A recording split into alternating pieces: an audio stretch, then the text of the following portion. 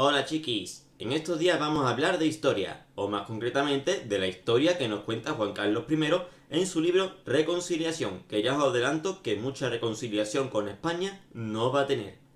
El libro, escrito en colaboración con la periodista francesa Laurence Debray, se divide en 7 partes, así que intentaré hacer un vídeo análisis por cada parte recogiendo lo que considero más importante para no hacer los vídeos con una duración que se estire hasta la eternidad.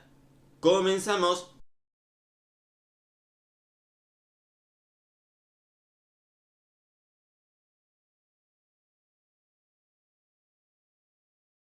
Primera parte. En la soledad del desierto.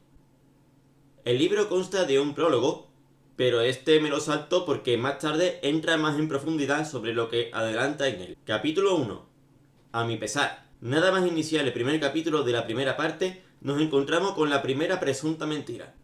Salí del Palacio de la Zarzuela la mañana de domingo 2 de agosto de 2020, sin avisar a nadie. Y es que el rey emérito no aprende que para reconciliarse con alguien o con todo un país como es el caso, no es bueno empezar con una presunta mentira. Juan Carlos I ya había comunicado a su hijo y al gobierno de su decisión los días previos a su marcha.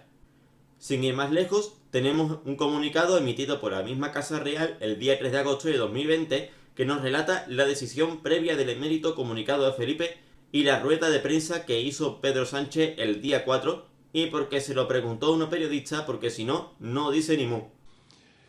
Y con esto, secretario de Estado, quedo a disposición de los medios de comunicación. Gracias, presidente. Bueno, pues comenzamos con las preguntas. Sandra Gallardo, de Radio Nacional. Allí, por favor.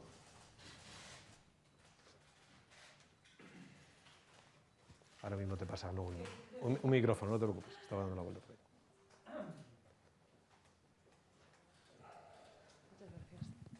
Hola, buenas tardes, presidente. Quería preguntarle por la noticia que conocimos ayer, la salida de España del rey emérito don Juan Carlos. Querría que nos explicara, por favor, cómo se gestó, qué papel jugó el Gobierno, usted, y si se implicó algún miembro más del Gobierno en esa decisión, y si considera que es la mejor solución a la situación de don Juan Carlos, dado que hay una investigación en curso, su salida de España. Y ya si nos podría confirmar que está efectivamente en Portugal. Gracias. Bueno, vamos a ver. En relación con esta cuestión, que además no es la primera vez que yo he tenido ocasión de poder dirigirme a la opinión pública, desde esta misma sala de prensa también hice referencia a esta cuestión. Quisiera decir 5 cosas, a mi juicio, relevantes, importantes. En primer lugar, el Gobierno y yo como presidente manifiesta su absoluto respeto a las decisiones que ha tomado la Casa Real. Y manifestamos ese absoluto respeto por cuanto hay detrás de la decisión que ha tomado la Casa Real, que es la de distanciarse de supuestas conductas cuestionables y reprobables por parte de un miembro de la Casa Real. Por tanto, primera consideración, absoluto respeto por cuanto representa lo que representa la decisión que toma la Casa Real de distanciamiento ante supuestos casos que hoy efectivamente pueden ser objeto de investigación judicial.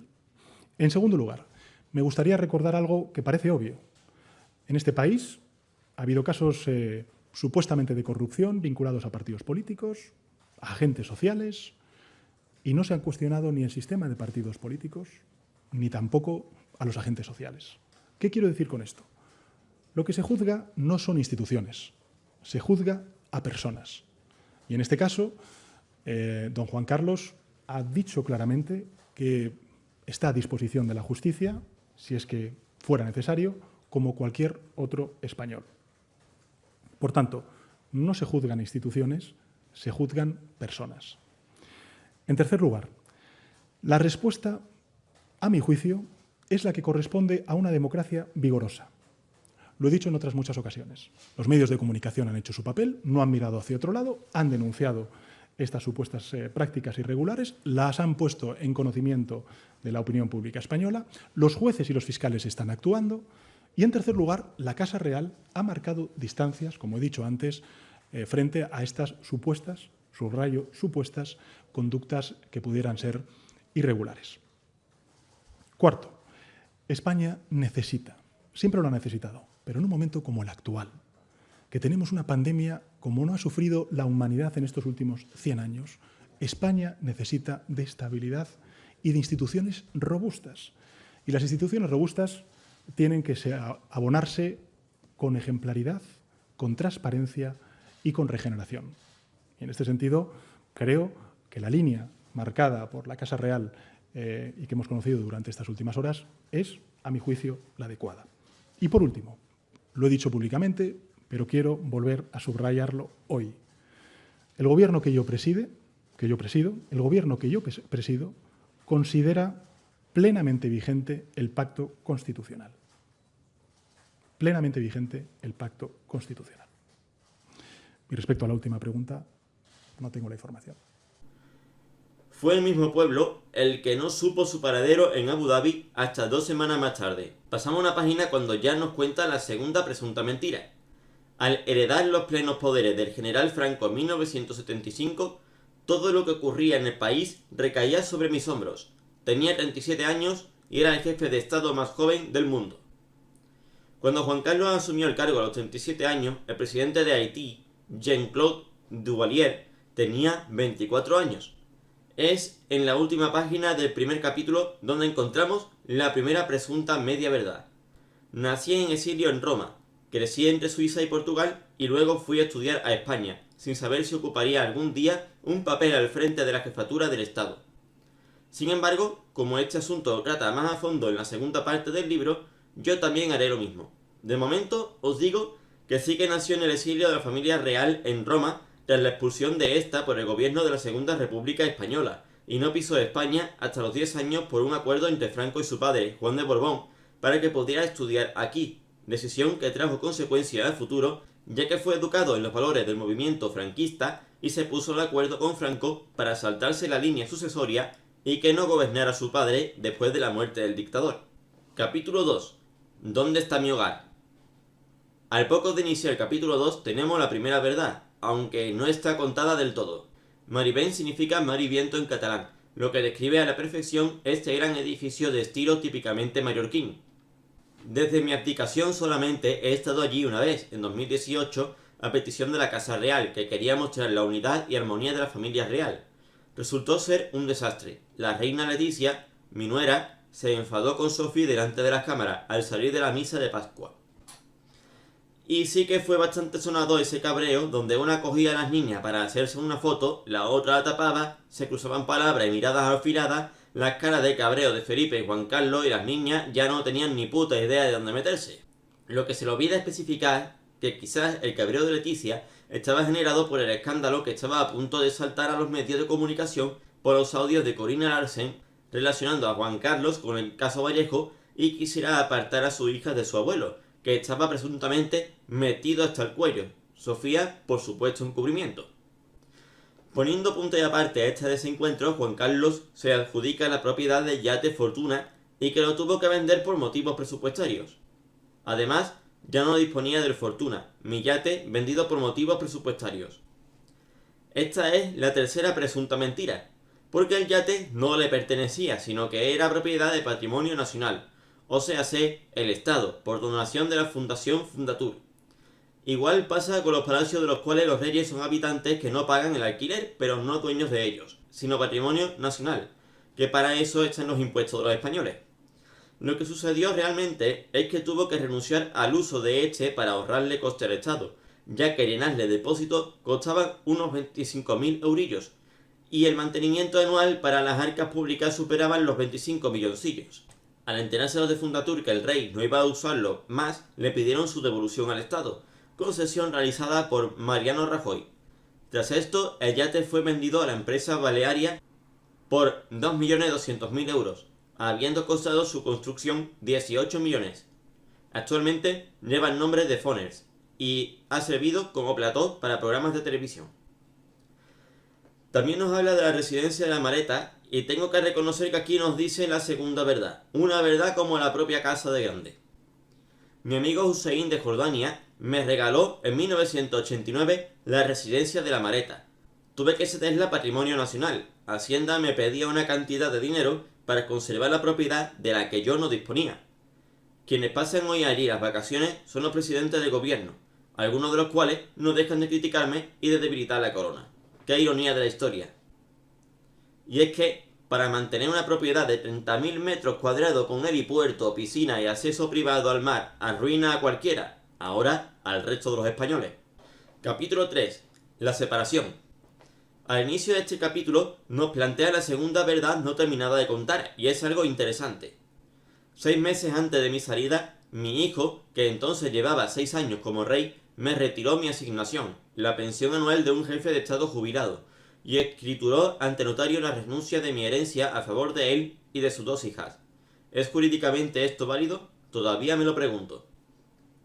La cuestión es que Felipe sí que firmó ese documento de renuncia ante notario, pero con una declaración de intenciones políticas por ser heredero de una fundación de su padre que presuntamente había hecho chanchullos y había recibido 100 millones de dólares del monarca saudí por el ave a la Meca, ya que jurídicamente hablando no se puede renunciar a una herencia que aún no te pertenece por estar el heredante aún vivo, según el artículo 991 del Código Civil. Cuando Juan Carlos muera, Felipe tendrá que volver a firmar el acta rechazando ahora legalmente la herencia, o igual se retracta y se la queda, ya que puede hacerlo de por ley, pero acatando consecuencias políticamente catastróficas, por lo que imagino que no aceptaría. Respecto a la princesa y a la infanta, cuando se hizo el comunicado de dicha renuncia en 2020, ambas eran menores de edad. El artículo 166 del Código Civil establece que los padres no pueden renunciar a los derechos hereditarios de sus hijos sin una autorización judicial y con audiencia del Ministerio Fiscal, demostrando que es por beneficio de los menores. Al ser ahora mayores de edad, una vez muera el abuelo, ellas son las que tienen que decir si la aceptan o no, nuevamente acarreando consecuencias políticas. Y ya metiéndonos en el tema de la retirada de su pensión, este sí fue un movimiento legalmente válido. Según el artículo 65.2 de la Constitución Española, que irónicamente Juan Carlos firmó y ratificó, el rey distribuye libremente la cantidad global que recibe de los presupuestos generales del Estado, para el sostenimiento de su familia y casa. O sea, al ser una elección propia del jefe de Estado, Felipe decide a quién le da dinero y a quién no. Esto le deja a Juan Carlos en una situación en la que tiene que vivir exclusivamente de su patrimonio personal o del apoyo de terceros para sufragar sus gastos en Abu Dhabi. En cuanto a Leticia, a quien no he introducido en la lista de personas a quien dedica el libro, digamos que la tacha de alejar a Felipe de sus demás seres queridos. Como suele ocurrir, su nueva vida familiar lo alejó de sus antiguas relaciones, de sus amigos de la infancia, de sus padres e incluso de sus hermanas. Mi hijo estaba convencido de la elección de su esposa, tenía 34 años y sabía lo que quería, igualmente que mis hijas, que se casaron con los hombres que amaban. No intenté influir en ellas ni hacer de casamentero, o si lo intenté fue inútil. La entrada de Leticia en nuestra familia no ayudó a la cohesión de nuestras relaciones familiares. Hice todo lo posible para superar nuestras diferencias, porque el éxito de la pareja real es una garantía para el futuro de la corona. Como diría Jeffrey Dahmer, vamos por partes con esta presunta cuarta mentira. Las amistades de la infancia y la Academia Militar de Felipe no han sido apartadas, de hecho, ha realizado varios viajes con ellos, incluso después de haberse casado. A excepción también del amigo y compillogui de Leticia que se vio envuelto en el caso de las tarjetas Black. Por otra parte, Juan Carlos no les puso pegas por sus parejas a sus hijas porque ya no iban a heredar ninguna el trono, no como con Felipe, que sí que lo tuvo más complicado y siempre se le asignaba a algunas novias aristócratas o de alguna casa real europea hasta que se encontró con Leticia, quien de hecho era plebeya, divorciada y periodista, cosa que le cayó como un litro de agua fría a Juan Carlos como a Sofía, y tuvo que interceder la infanta Cristina en la reconciliación familiar, ya que Felipe dio un ultimátum de que si no aceptaban a Leticia renunciaría al trono. Y respecto al alejamiento con sus hermanas fue debido al caso Nos, cosa que a día de hoy parece que sigue cosiendo, en cuya decisión influyen más los protocolos políticos que la misma Leticia. Y tampoco es que Juan Carlos haya hecho mucho por conciliarse con ella, como afirma, tomando como ejemplo el desplante que le hizo en la ceremonia de abdicación o las acusaciones de infidelidad. En esto entro más en detalle en mi saga de vídeos Los novios de Felipe, que os dejaré por aquí. Llegamos a un punto clave en la historia reciente mundial y la tercera verdad, la pandemia del COVID-19, y podemos decir que muchas personas, aunque sea en este punto, le pueden dar gracias a su intervención para que los materiales llegaran a la clínica de Barcelona. Llegó el primer confinamiento en marzo de 2020 para hacer frente a la pandemia del COVID. No se me permitió hacer nada públicamente. En privado, a petición personal de los médicos, facilité la llegada de unos respiradores retenidos en el aeropuerto de Barcelona por una tonta cuestión administrativa. Y es que resulta que el gobierno de España, al igual que los de otros países, se encontraron que los materiales que llegaban de China habían sido secuestrados por otros compradores o retenidos por trabas burocráticas y falta de logística. Juan Carlos I usó su agenda personal de contacto en el Golfo Pérsico para movilizar el transporte y garantizar que el material comprado por empresas españolas llegara a su destino. Se documentó que hubo gestiones específicas para desbloquear material destinado a hospitales catalanes que estaban retenidos por cuestiones administrativas y de aranceles. Su intervención ayudó a que las autoridades de China dieran prioridad a los envíos españoles frente a otros países que pagaban más en el momento. Esto no lo publicó la zarzuela para no entrar en conflicto con la estrategia de comunicación de Felipe VI, que ya había anunciado la ruptura con su padre días antes, pero sí lo hicieron varios medios. La cosa es que ahora esas noticias han sido eliminadas de la web y no las encontramos directamente, o si ahora clicamos en los enlaces que nos proporciona la IA, convenientemente están rotos o eliminados, y las noticias que podemos encontrar lo atribuyen todo a su hijo Felipe, que también arrimó el hombro en esos momentos y movilizó todo cuanto pudo movilizar con sus contactos en China. Esto debido a una política de limpieza de imagen de la Casa Real para no alimentar polémicas.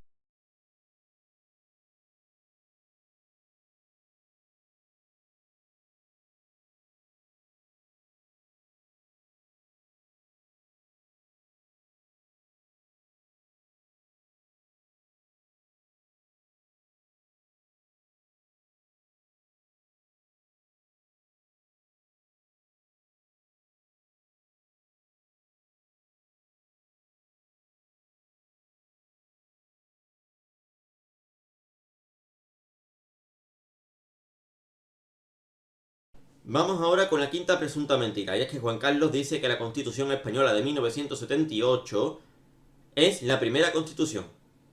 Lo importante es que heredó de mí una corona y una Constitución que, a pesar de las críticas actuales, es nuestra primera Constitución, fruto de un consenso histórico.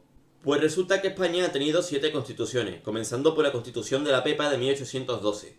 Después le siguió la Constitución de 1837, con la regencia de María Cristina, la de 1845 con el reinado de Isabel II, la de 1869 tras las revueltas de la Gloriosa, la de 1876 por la restauración borbónica, la de 1931 por la Segunda República y la de 1978 que es la de la transición y la que actualmente tenemos. Así que no se eche muchas flores por inventar lo que ya se había inventado. Capítulo 4. Marginado.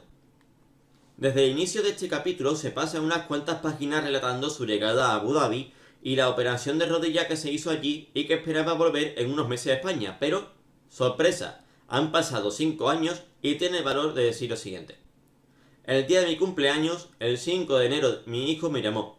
Me alegró oír su voz, pero está claro que no se nos da muy bien comunicarnos, como si esquivarnos pudiera resolver los problemas. Estábamos amurallados en el silencio de la incomprensión y del dolor. Hombre, digo yo que es normal que le cueste hablarle cuando desde pequeño le ha visto serle infiel a su madre, pegar e insultar a su madre, ridiculizarlo por su pasión por las artes escénicas y haberlo organizado toda su existencia. Cosas corroboradas por la prensa y por periodistas de la Casa Real, como Javier Bleda, Jaime Peñafiel o Pilar Eire. Sexta presunta mentira. Él es inocente de todos los cargos de los que se le acusan. En noviembre de 2020, la fiscal general del Estado, anterior ministra de Justicia, convocó una rueda de prensa en la que me acusó sin pruebas de tener una cuenta bancaria no declarada en Jersey, un paraíso fiscal. Todo era falso, pero reavivó la maquinaria de rumores y sospechas que se había apagado un poco. La desinformación no tiene límites. Incluso intentaron incriminarme por supuestas comisiones derivadas del contrato de construcción del tren de alta velocidad entre Medina y La Meca, el tren de desierto. Las habría pagado el contratista saudí un año antes de que en 2009 se lanzara la licitación, que finalmente ganó en 2011 un consorcio de empresas españolas imponiéndose a firmas francesas y alemanas. y es que era inviolable en la época de los hechos de dichos delitos, debido al artículo 56.3 de la Constitución, el cual dice: la persona del rey es inviolable y no está sujeta a responsabilidad. Sus actos estarán siempre refrendados en la forma establecida en el artículo 64, careciendo de validez sin dicho referendo, salvo lo dispuesto en el artículo 65.2. Esto quiere decir que hasta el momento de su abdicación podía hacer literalmente lo que le viniese en gana, que no iba a tener responsabilidad ninguna debido al blindaje ofrecido por la Constitución, volcando dicha responsabilidad en el presidente del gobierno o del Consejo de Ministros en algún acto público. Pero igualmente, si se le hubiera antojado robar unos euritos sin decírselo a nadie, pues también estaba blindado por la misma Constitución, eximiendo esta vez de responsabilidad al presidente del gobierno o del Consejo de Ministros. También menciona el regalo de 2 coches de la marca Ferrari por parte del jeque emiratí durante una visita oficial puestos a la venta por patrimonio nacional. En 2011, Su Alteza el jeque Mohammed bin Zayed de los Emiratos Árabes Unidos nos regaló a mi hijo y a mí 2 coches Ferrari, entre 200 que ofrecía a sus amigos de todo el mundo. Patrimonio Nacional se opuso y los sacó a la venta prácticamente nuevos. Esta es la tercera verdad no terminada de contar, y en la que parece que se ha pegado una pataleta por la venta de los coches. Ahora bien, el BOE recoge la Ley 23/1982 de 16 de junio, reguladora de patrimonio nacional, la cual dice: tienen la calificación jurídica de bienes de patrimonio nacional los de titularidad del Estado afectado al uso y servicio del rey y de los miembros de la Real Familia para el ejercicio de la alta representación que la Constitución y las leyes les atribuyen. La visita oficial de 2011 en la que el jeque le concedió los Ferrari es el kit de la cuestión. Para enterarnos mejor, desglosemos este artículo. Titularidad del Estado. El Estado es el auténtico propietario al haberlo recibido durante una visita oficial y no en una visita ajena al Estado, como unas vacaciones, por ejemplo. Afectados. En derecho esto significa que la propiedad es del Estado, pero el derecho de uso se dedica exclusivamente al rey. Alta representación. Se entiende como una concesión de un jefe de Estado a otro por su posición como jefe de Estado, y no como un regalo aislado de un amigo en un momento concreto. Ahora bien, estos coches fueron estrenados de forma particular por poco tiempo, ya que Patrimonio Nacional no vio bien que la familia real se beneficiara de ellos mientras las bolsas caían en picado, dejando de ser usados en 2012 y siendo rechazado su uso exclusivo por la familia real en 2013. En 2015, siendo Felipe ya el rey, fueron llevados a subasta por su nueva política de ejemplaridad. Anteriormente a la subasta, en 2014, Felipe VI aprobó una normativa sobre regalos en la Casa Real, en la que se distinguen los artículos 2 y 3, cuáles son los regalos institucionales y cuáles son personales. Artículo 2. Regalos de carácter institucional. A los efectos de esta regulación, son regalos institucionales los que se han ofrecido a los miembros de la familia real con motivo de un acto oficial o en razón de su condición. Tienen esta consideración: a. Los regalos ofrecidos por las autoridades anfitrionas y organizadores de actos y visitas oficiales en territorio nacional. B. Los regalos ofrecidos por administraciones públicas o entidades e instituciones integradas en el sector público estatal, autonómico o local. C. Los regalos ofrecidos por las autoridades de un Estado extranjero en viajes oficiales de carácter internacional. Quedan igualmente comprendidos en este ámbito los regalos ofrecidos por los organizadores de actos oficiales en territorio extranjero. D. Los regalos ofrecidos por las autoridades de un Estado extranjero en actos o visitas oficiales en España. E. Los regalos ofrecidos por organizaciones e instituciones internacionales. Los regalos de carácter institucional se incorporarán al patrimonio nacional, de conformidad con lo dispuesto en la Ley 23/1982 del 16 de junio de Patrimonio Nacional, en los términos que se establecen en el apartado 6 de estas normas. 3. Regalos de carácter personal. Tendrán la consideración de regalos de carácter personal aquellos que no pueden incluirse en la categoría de regalos institucionales. De acuerdo con el principio general antes expuesto, los regalos de carácter personal se podrán aceptar cuando no superen los usos sociales o de cortesía. Cuando cedan dichos usos, seguirán el mismo tratamiento que los regalos de carácter institucional, o bien serán cedidos a una entidad sin ánimo de lucro que persiga fines de interés general o a una administración, organismo o entidad pública que se dedique a la conservación, mantenimiento o actividades similares referidas a bienes de la misma naturaleza que el objeto de regalo. Por otra parte, en 2022 fue aprobado el Real Decreto 297/2022, el cual obliga a la Casa Real publicar anualmente la lista de regalos en su web. Asimismo, y en relación con la normativa establecida por Su Majestad el Rey sobre regalos a favor de los miembros de la familia real, inspirada en los principios establecidos en la Ley 19/2013 de 9 de diciembre de transparencia, acceso a la información y buen gobierno, se especifican las actuaciones que corresponden a la Casa de Su Majestad el Rey relativas al registro y custodia de los mismos, así como concretas líneas de actuación tendentes a la difusión y publicidad periódica de los regalos que les hayan sido entregados. Vamos con la cuarta verdad no terminada de contar: los presupuestos de la Casa Real y su patrimonio personal. El presupuesto del Estado asignado cada año a la corona para su funcionamiento, unos 8 millones de euros, es uno de los más bajos del mundo concedidos a una familia real reinante. Esta suma, votada en Congreso, financia el funcionamiento de la Casa Real y las actividades oficiales de la familia. Los viajes al extranjero corren a cargo del Ministerio de Asuntos Exteriores. Una parte del mantenimiento del palacio la asume Patrimonio Nacional. Cada Casa Real cuenta con su propio sistema de financiación. Para dar una idea de la magnitud, la corona británica recibe unos 100 millones de euros del gobierno, el Sovereign Grant, además de los ingresos de su inmenso patrimonio personal. Las casas reales de los Países Bajos y Noruega disponen de en torno a la mitad de esa cantidad. En 2013, cuando hice pública mi remuneración, mis ingresos brutos anuales rondaban los 300.000 euros, repartidos entre ingresos personales y compensaciones por mis gastos de representación. Desde 2021, la asignación directa de los presupuestos generales del Estado para la Casa Real se sitúa en torno a los 8,43 millones de euros. Esa es la cifra oficial, pero si nos entretenemos a observar la letra pequeña, los gastos aumentan considerablemente. Patrimonio Nacional gestiona un presupuesto de unos 300 millones de euros, según PGE 2025. Aunque la mayoría es para museos y bosques, una parte sustancial sufraga el personal de servicio, calefacción y mantenimiento de los palacios que usa la familia. Ministerio de Interior paga a la Guardia Real y a los escoltas. El presupuesto supera los 10 millones. Ministerio de Defensa paga el cuarto militar y los aviones y helicópteros de la flota oficial. Ministerio de Interior paga los viajes de Estado y la representación internacional.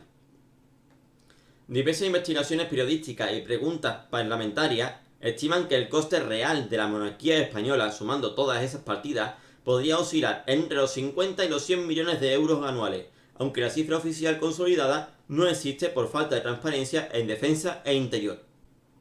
Respecto a su patrimonio personal, Juan Carlos puede decir que cobraba 300.000 euros, pero la investigación de la Fiscalía apuntó que disponía de fondos en el extranjero, como el regalo de 65 millones de Arabia Saudí, que multiplicaban su capacidad de gasto real por encima de su sueldo oficial. Y mientras otras casas reales, como la británica o la holandesa, mantienen parte de sus propiedades con sus ingresos privados, en España el 100% del mantenimiento de los edificios reales es público. Llegamos a la segunda presunta media verdad: la austeridad de Franco autoimpuesta a sí mismo y también impuesta a Juan Carlos. Franco era un hombre austero, con él mismo y también conmigo. Yo tenía lo justo para vivir en la zarzuela y con mi sueldo de capitán me compraba los cigarrillos. Y es que Franco era de todo menos austero, aunque quería dar esa imagen.